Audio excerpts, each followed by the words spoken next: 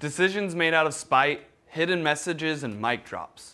No, this isn't a story about politics or a movie about a shady gangster turned public figure. This is the story of PlayStation. As we patiently await the release of the PS5, we're looking back at the history of Sony's video game console and some of our favorite little-known facts about the PlayStation franchise.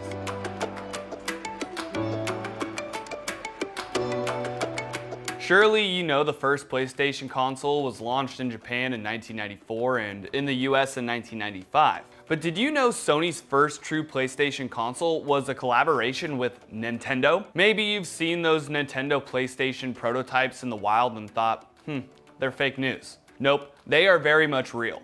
Back in 1991, with compact disc being the future of physical media, Nintendo and Sony collaborated on a CD-ROM add-on to the uber-popular Super Nintendo. The Nintendo PlayStation would be able to play Super Nintendo games as well as CD-ROM-based games. And the notoriously stingy Nintendo even allowed Sony the licensing rights to any CD-ROM games sold for the system. But that's where the rift began. Nintendo was known for its near monopoly on all levels of productions during the 80s and 90s, especially with them actually manufacturing the cartridges the retro games were made on. As such, they feared the growing popularity of CDs would make Sony the primary beneficiary of the new system. In a shocking move, just one day after Sony publicly confirmed their partnership with Nintendo, Nintendo did the nah bro, we good. Nintendo entered a partnership with one of Sony's chief competitors, Philips, to create CD-based games, and Sony was furious. So besides prototypes that would sell for over $300,000 many years later, what was the end result of Nintendo sandbagging Sony? You boys think you're man enough for Burn Cycle? Well, Nintendo and Philips' CD-ROM partnership released some of the most critically panned games of all time. The games were so laughably bad, the partnership was canned within a few years, and Nintendo focused on releasing the N64 instead. And Sony, well, even though they had zero experience in the home video game console world, out of spite, they decided to go forward and release the PlayStation on their own. 25 years later, we're discussing their history while joining millions worldwide who are anxiously awaiting the 5th iteration of their console. Nintendo, big mistake. Huge. While Sony was developing PlayStation, the company had another rival. Sega! The Sonic the Hedgehog makers had a successful run with the Sega Genesis and were correct in planning for a CD-based future. Similar to Nintendo, Sony and Sega entertained the idea of partnering with one another to create CD-ROM-based systems. While Nintendo completely shafted Sony in humiliating fashion, Sega just decided to forgo any deal and go out on their own. But corporate intrigue is corporate intrigue. And while the companies weren't outwardly after one another, many employees would change sides and ultimately create drama that many gamers wouldn't believe existed. One such employee was Steve Race. Race was an executive at Sega before being lured to Sony to help lead the business development side for the PlayStation launch. At E3 in 1995, Race's old pal Tom Kalinske surprised audiences by announcing the much anticipated Sega Saturn was ready to be sold immediately for a price of $399. Many retailers were upset that they didn't know this announcement was coming since they didn't have time to prepare their inventory. But that was not the biggest problem for Sega that day. A short time later, Race was invited to come up to give a short presentation about the launch of the PlayStation. Check it out. $299. Yep, that's right. All he did was say $299, and boom. That was not only the end for Sega, but the beginning of Sony's reign in the video game world. The Sega Saturn proved difficult to develop for and was the more expensive console. The cheaper PlayStation became so popular worldwide that the Saturn was discontinued a few years into its lifespan, so Sega could focus on the Dreamcast.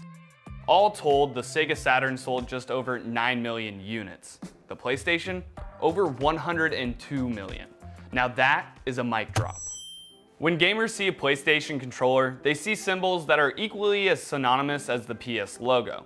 The triangle, the circle, the cross, and the square. But I bet you didn't know Sony used those shapes for a reason.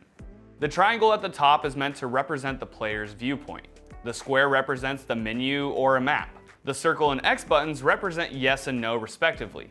In pure action games with no dialogue, that usually translates into the yes button being the primary action button.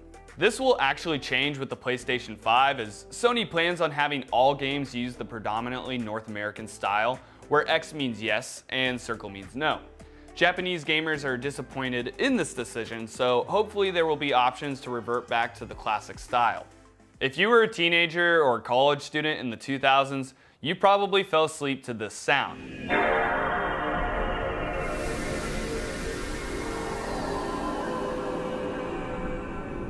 That soothing background for the PlayStation 2 wasn't just a calming noise that acted as a screensaver. It actually told a story. The white towers seen in the menu screen were actually a representation of the amount of save data you had on your, at the time, massive memory cards that held 8 megabits of data. 8 megabits. The 2000s were a fun time.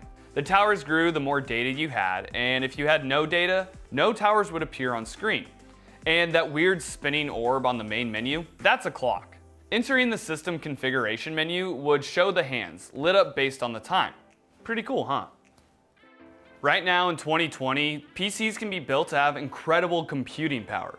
Even the next generation consoles, as powerful as they may be, can be outperformed by a PC with the right parts. But both the PlayStation 2 and the PlayStation 3 had an odd suitor in the 2000s, the US military. Since supercomputers were both expensive and hard to come by, PlayStation consoles were actually considered cheap alternatives to building an actual supercomputer, since their Linux-based software could be linked to other consoles to combine processing power.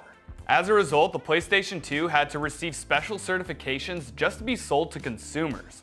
And in 2010, the military did indeed link almost 2,000 PS3 units together to form a supercomputer capable of 500 trillion calculations per second, making it at least 50 times more powerful than anything on the market at the time. A separate system that powerful would have cost the military 10 to 20 times more than what they paid to link all those PS3s together. So yeah, fun for gamers and budget-friendly for the military. Is there anything the PlayStation can't do? Since the PlayStation launched in 1994, Sony's various video game systems have been the best sellers worldwide. In fact, 5 of the top 10 highest-selling consoles are the 4 Sony PlayStations and the PlayStation Portable. But the top dog is the black and blue superstar, the PlayStation 2. The PS2 was released in 2000 and has sold over 155 million units, easily the most ever by a video game console. The last games ever made were released in 2014, while the PS4 was out and a full 14 years after its original release. Sony of Japan continued supporting hardware replacements and fixes until 2018. Seriously, until just 2 years ago, you could get your PlayStation 2 fixed.